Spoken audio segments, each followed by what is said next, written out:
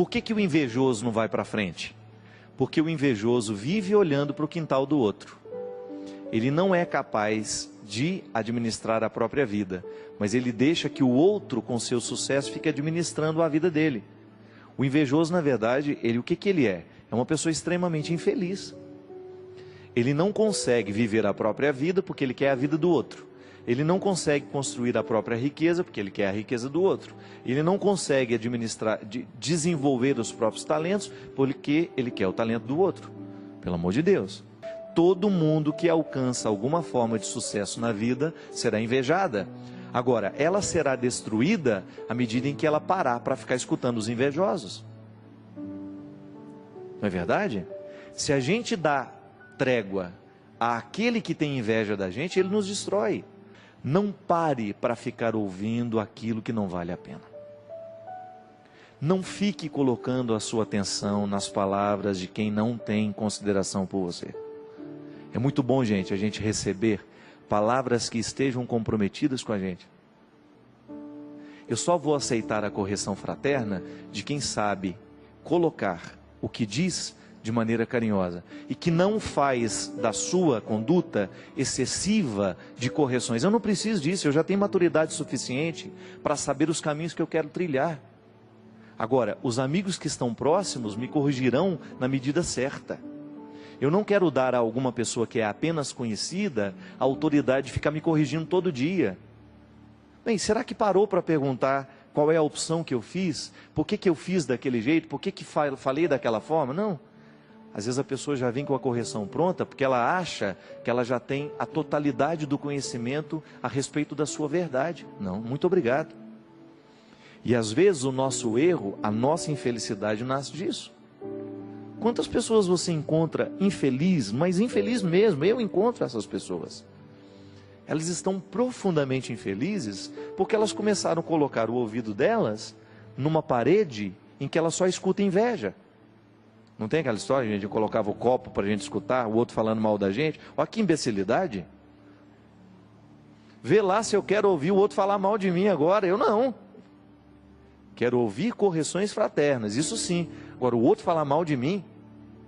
Eu me lembro uma vez, estava fazendo a tenda do Senhor com o Padre Léo.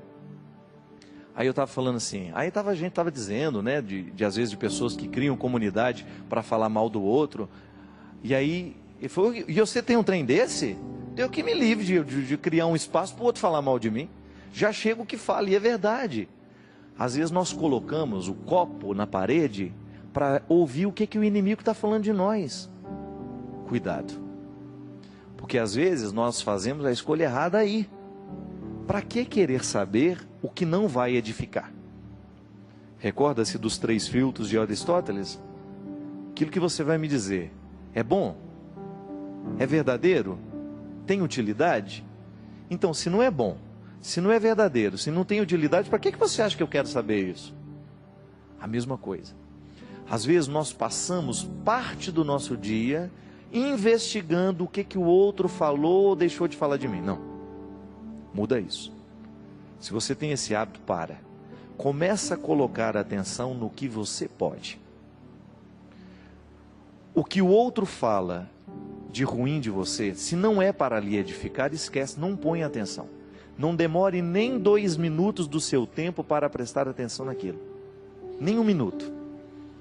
Volto a dizer, a correção que vale a pena é aquela que está no processo do comprometimento. O outro me conhece, o outro sabe quem eu sou e ele tem uma palavra para me edificar. Mesmo que seja de correção. Mesmo que seja para me chamar a atenção de um detalhe que eu preciso mudar e que eu não estava percebendo. Minha gente, nós podemos fazer essa comparação de maneira muito bonita. Quem fala do outro lado mal de nós e o tempo todo quer nos colocar tristezas e desesperos é o diabo. E o diabo se utiliza de pessoas para fazer isso com a gente. Quantas pessoas desistem na vida justamente porque deu ouvido ao diabo, mas não é o diabo chifrudo, é o diabo que anda no meio de nós, que tem saia, que veste as mesmas roupas que nós, que sorri do mesmo jeito que nós, que parece ser seu amigo, mas não é. Então nós temos que neutralizar o poder do diabólico. Nós não podemos, se dentro do seu trabalho você tem uma pessoa que fala mal de você, comece a neutralizá-la. Sabe como? Deixando de dar atenção ao que ela fala e você dando a ela um tratamento melhor que você pode. A pior maneira de cuidar de inimigos é sendo inimigo dele também. A pior maneira de você cultivar, né, não há solução nisso. Se você quer neutralizar o poder do seu inimigo, trate bem. É o melhor jeito. Se você mantém a distância necessária, porque é seu inimigo, tudo bem. Você tem o direito de dizer, não fará parte do meu convívio. Mas trate bem sempre que você tiver a oportunidade. É um jeito que você tem de fazer Deus vencer. Deus vence nessa hora. Quando ao invés de nós tratarmos com indiferença, quando ao invés de nós tratarmos com agressividade, a gente muda a regra. E às vezes nós conquistamos as pessoas dessa forma, minha gente. Muitos inimigos são nutridos, é porque a gente não tem a coragem de desafiá-los. Eu mesmo. Quantas pessoas que se diziam minhas inimigas, e que no momento em que eu tratei como se fossem meus amigos, elas ficaram sem graça.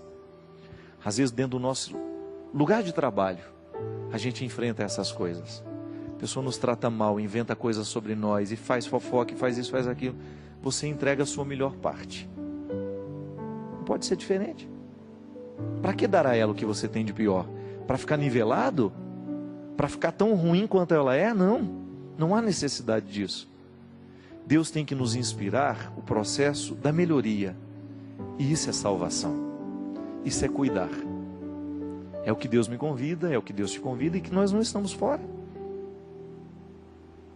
Como eu dava o exemplo da dengue, quantas vezes nós criamos focos de coisas ruins por causa do nosso descuido, da nossa preguiça de levantar, de ir lá resolver a situação, de jogar a água podre fora, de jogar a palavra podre fora. Eu não quero guardar isso que você me deu.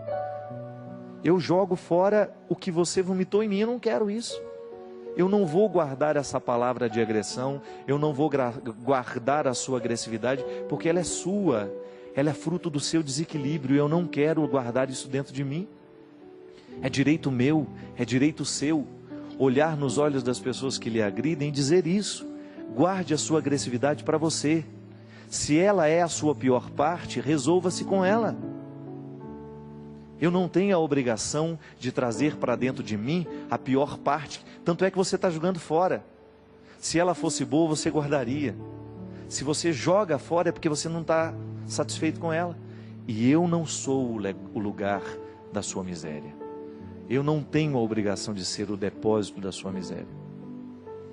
Muita salvação de Deus deixa de acontecer na nossa vida, é porque a gente não tem a coragem de tomar essa iniciativa e de dizer tudo isso que eu estou dizendo. Às vezes hoje você vai ficar inspirado a dizer isso a muita gente, com carinho, com fraternidade, para que pare o poder de tudo que é diabólico sobre mim, sobre você. Derrame o Deus Todo-Poderoso sobre todos nós a sua bênção e nos conceda a graça de viver a dimensão bonita da vida. Ele que é Pai, Filho e Espírito Santo. Amém.